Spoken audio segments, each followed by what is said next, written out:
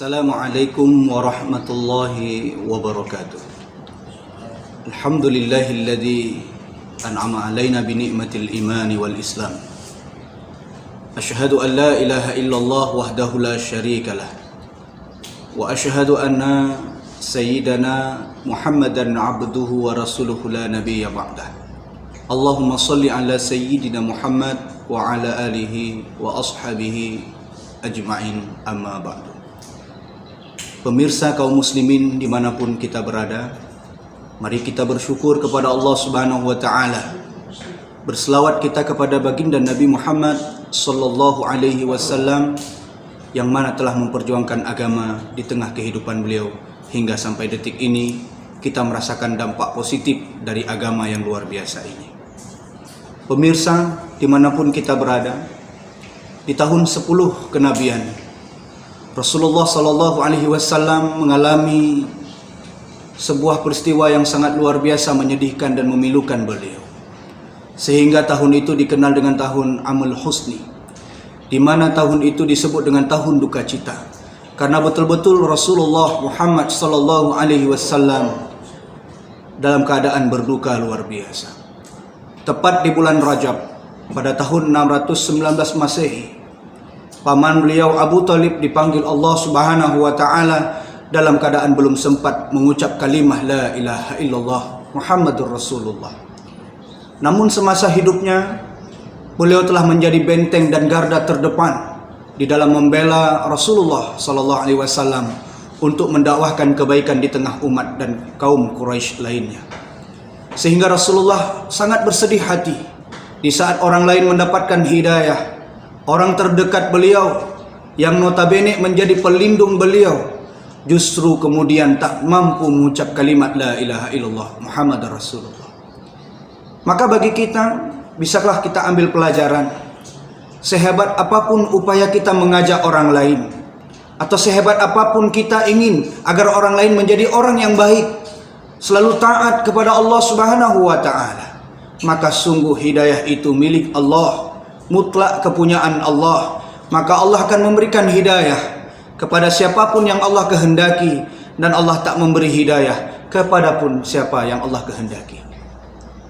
Yang kedua, di bulan Ramadan 2 bulan setelah itu wafat pula seorang daripada istri yang begitu luar biasa, menyerahkan harta bendanya untuk dijadikan sebagai faktor penting di dalam pengembangan dakwah Islam. Harta-hartanya sampai habis, ludes dalam rangka berdakwah. Suatu hari Khadijah menangis, dan tangisan itu didengar oleh Rasulullah Muhammad sallallahu alaihi wasallam. Sehingga Rasulullah merasa tak enak. Lalu beliau katakan kepada Khadijah, "Wahai istriku, apakah engkau menyesal karena harta yang engkau miliki telah habis di jalan Allah ini?" Maka kemudian Khadijah mengatakan, "Tidak wahai suamiku. Sungguh yang aku sedihkan bukan karena aku habis harta itu dan aku menyesali akan itu semua, tapi melainkan yang aku sedihkan adalah ketika aku tak lagi mampu membiayai perjalanan dakwahmu ya Rasulullah. Tak ada lagi yang bisa aku korbankan di dalam rangka berdakwah di jalan Allah Subhanahu wa ta'ala. Maka seandainya saja ya Rasul, ketika engkau lewat di suatu tempat, yang di tempat itu ada sebuah tempat yang harus menggunakan jembatan, engkau tak menemukan jembatan, panggillah aku dan akan aku gunakan tubuh ini untuk engkau bisa menyeberangi." Maka kaum muslimin dimanapun kita berada, inilah tipikal seorang istri yang sedang kehilangannya sangat luar biasa memberikan dampak kesedihan kepada Rasulullah Muhammad sallallahu alaihi wasallam. Namun ada pelajaran penting yang sangat luar biasa yang dapat kita ambil di sini, yakni bagaimana Rasulullah yang karena 2 orang yang telah Allah ciptakan di tengah kehidupan beliau telah mampu beliau berdakwah dengan merasa aman. Tapi justru ini juga menjadikan pelajaran bagi kita semua, yakni bagaimana seharusnya kita hanya berharap kepada Allah Subhanahu wa ta'ala. Kita hanya bergantung kepada Allah Subhanahu wa ta'ala saja. Kita yakinkan bahwa yang memberikan pertolongan kepada kita hanyalah Allah Subhanahu wa ta'ala saja.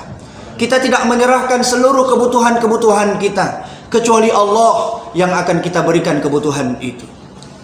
Bukankah kita meyakini saat ketika bersyahadat kita di dalam sholat, Maka ketika saat syahadat itu kita ucapkan, mata kita memandang ke atas ujung telunjuk kanan kita. Kita memandang itu sebagai bentuk ekspresi kita bahwa yakin kita Allah Subhanahu wa Ta'ala adalah maha besar di atas kebesaran yang lainnya.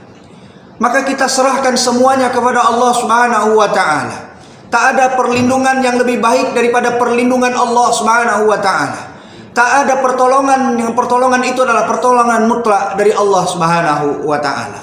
Kalau ada orang yang mengatakan wabah penyakit ini merupakan sesuatu yang mematikan, sesuatu yang dapat memendekkan usia, tidak sama sekali.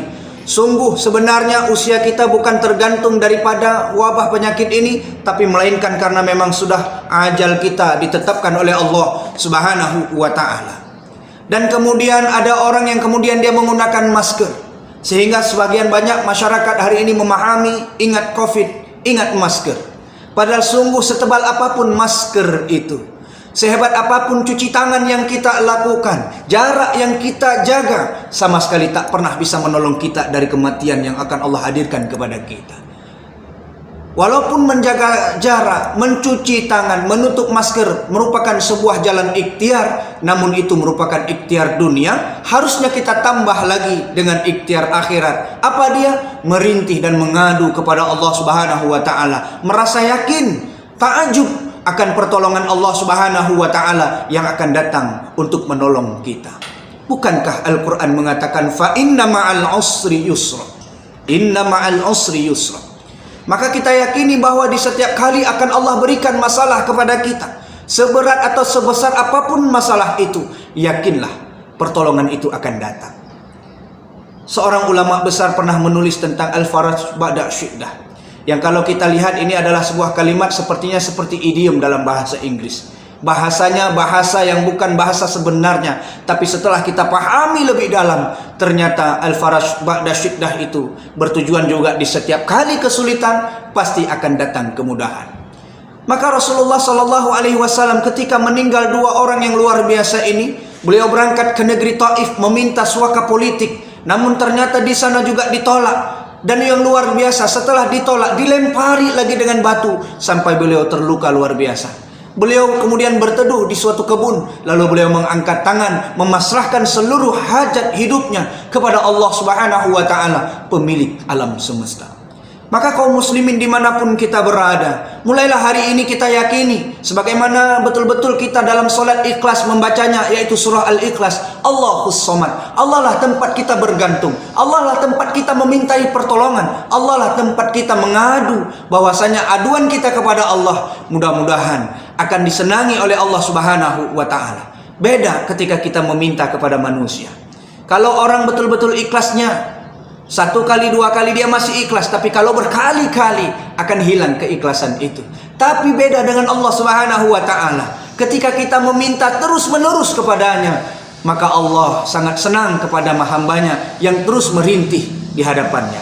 Maka mudah-mudahan kita terus menggantungkan hajat dan harapan kita hanyalah kepada Allah Subhanahu wa Ta'ala, dan kemudian menjadikan Allah Subhanahu wa Ta'ala sebagai faktor yang kita yakini adalah satu-satunya yang dapat memberikan bahagia kepada kita, atau sebaliknya yang dapat memberikan kemudaratan kepada kita. Maka sungguh kalau ini sudah kita jalankan di dalam kehidupan kita, tak ada rasa sedih di dalam kehidupan kita. Saat ada orang yang ingin dengki kepada kita, ingin menyaingi kita di dalam dunia ini, karena kita yakin Allah Subhanahu wa Ta'ala akan ada kepada kita dan memberikan pertolongannya kepada kita, maka mudah-mudahan semua itu tak akan berarti apapun, karena memang pemilik alam semesta, tubuh kita, rezeki yang luar biasa melimpah di alam semesta ini adalah kepunyaan Allah Subhanahu wa Ta'ala. Maka mudah-mudahan dengan takwa kita kepadanya menjadikan kita sebagai hamba yang diberikan kasih sayang oleh Allah, dan sehingga Allah akan terus mencurahkan rahmat dan kasih sayangnya kepada kita semasa kita hidup di dunia, dan juga kita berharap Allah berikan bahagia itu juga ketika nantinya kita kembali kepadanya di alam akhirat. Terima kasih atas perhatiannya. Mohon maaf atas segala kekurangannya. Usikum wa nafsi bi taqwallah. Assalamualaikum.